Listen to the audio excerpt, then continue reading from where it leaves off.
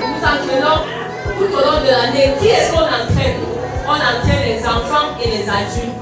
Dans la trisomie 21, aussi les IMC.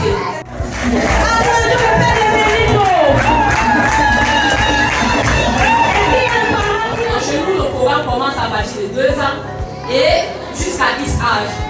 Donc, si une personne ayant une déficience intellectuelle a la capacité de pratiquer une activité sportive, on ne dira pas non. Mais les compétitions commencent à partir de 8 ans. 8 ans jusqu'à 10 âges.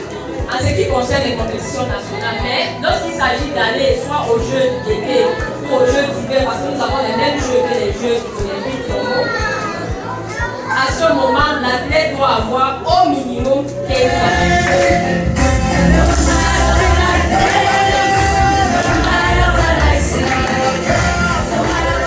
Les recherches ont révélé que le sport pouvait faire beaucoup de choses dans la vie d'un être humain en général et d'une personne ayant une déficience intellectuelle en particulier.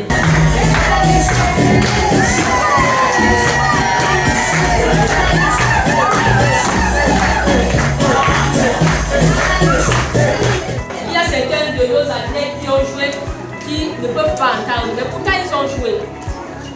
Là, dans la consultation, on peut connaître le genre de sport qui peut être adapté. Si c'est l'athlétisme, on saura qu'à la place de donner le signal, on peut juste faire un signe et l'athlète saura que le signal est donné. Il y a la santé mentale. Vous allez voir l'enfant sur son acte de naissance à 20 à 30 ans, mais il se comporte comme un enfant de 7 ans.